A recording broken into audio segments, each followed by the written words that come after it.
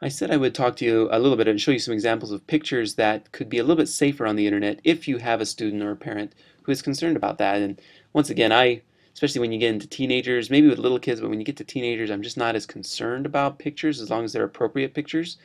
And to be honest, they're going to do it anyway. But if you do have parents or students that want to be able to share pictures on the internet and participate in maybe an activity or something, and have an icon, a picture for their icon or something like that, but they want, but they don't normally like sharing photos on the internet. These are just some examples of things that could be safer. They show personality, they make it fun, but make it harder to detect from the pictures because of how far away the face is or how it's distorted or kind of looking offside or things like that. I also wanted to just make you aware of a few tips that I have for enhancing your privacy and your safety. Some things that you may not be aware of. For example, you can do a search on the internet for disposable emails and find a lot of them. These are emails that usually work for about 24 hours. So if you're trying to subscribe to something, for example, or do something on the internet, and it says please enter your email address, and you don't want to give them your real email address, you can use a disposable email address, and it will work for 24 hours so that you can get the confirmation email back that you have to, verify and all that kind of thing. And then the email will expire at that point, so that can be useful. The other thing you can do is do email forwarding. So I have probably 4 or 5 different Gmail accounts, and they all forward to, actually I have 2 main Gmail accounts, and so the 4 or 5 forward to one of these 2 main Gmail accounts. And so you can have multiple email accounts forward to one email, and you can have even when you're in like Gmail, be you can be logged into 2 different Gmail accounts at the same time and switch back and forth between them really easily. So just look for, sign into multiple accounts, and you can find a tutorial on that online pretty easily. But the nice thing about that is, so whenever I am subscribing to things, I'm very, very protective of my real email address. In fact, I didn't even give you guys my real email address or my real phone number. Not because I don't trust you necessarily, I just don't give it to anybody. And that way I'm really particular about my real email and my real phone number because I don't want to get too much spam. And so whenever I sign up for things on the internet, catalogs or listservs or group email things or something like that, I give them one of these other email addresses and it forwards to my main email address. But if it ever becomes too obnoxious, I can just delete that email and start all over again, and it won't be a big deal and it won't mess up my one true email that I have. I do the same thing with phones. One thing that you may not know about is Google Voice. You go to voice.google.com and you can register for free for as many different phone numbers as you want. And those phone numbers can forward to your real phone number. So once again, I don't ever give anybody my real cell phone number, except my wife and my kids and things like that. Everybody else, even people in the ward, even people I love and trust, I give them my other phone number and it forwards to my regular phone number. So when they call it, I still hear the ring, I still pick it up. If they text me, I still get the text. But they are interacting with my Google Voice number, not my real cell phone number. And once again, if it ever became a problem, I could just delete the phone number. So you can have, if you're doing blogs or social networks in your class, you like that idea, but you're worried about the safety issues, you can make blogs private.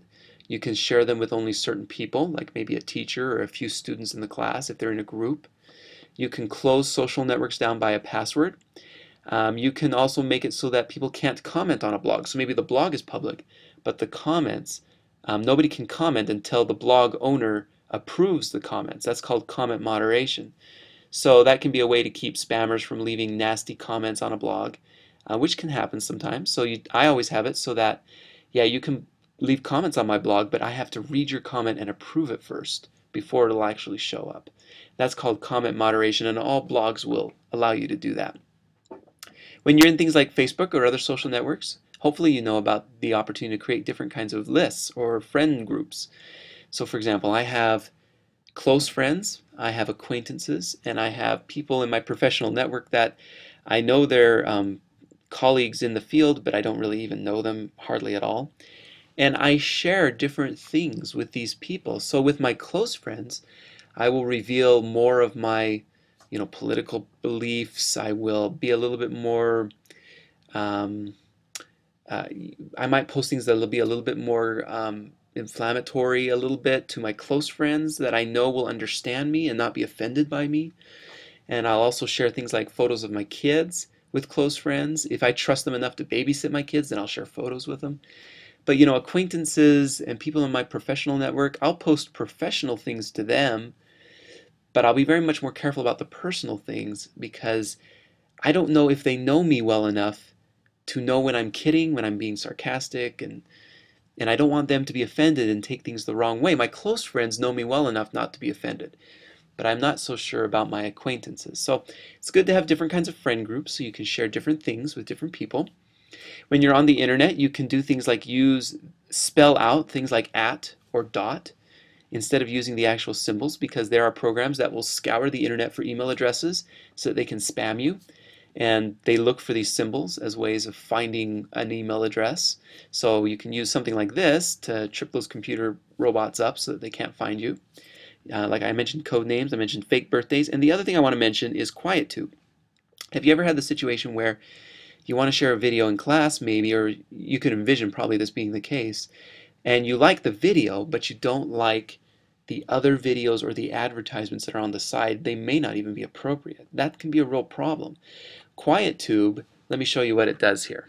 So first of all, you go to quiettube.com, Quietube.com, and this is all it is, it's just a blank page, and you get this little button right here, and you just drag this little button up to your browser where you have all the little hot buttons in your browser. And if you don't know how to do that, I can show you how to do that. There's a little tutorial for you as well, but you really, at least I'm in Safari right now, and I know it works kind of similarly for Chrome. You just drag it right up to the top of your browser, where you probably have things like Wikipedia and Apple.com if you're using Safari. They're already there, and this is called the bookmarks menu bar. And so you can drop special bookmarks like this up in that menu bar that you want to use all the time. So I do this with QuietTube. And then once I go to YouTube, I find the YouTube video that I want, and I just go click that QuietTube button that is now in my browser menu bar. And what it does is it does exactly kind of what you see here. It just whites out everything around the video so that all I get is the video and nothing else. That makes it wonderful for teaching, and it gives me a QuietTube link that I can share in an email to someone, and it'll take them to this QuietTube whited out version of the video. So that can be a nice way to be able to show what you want to show on YouTube without showing all the other stuff.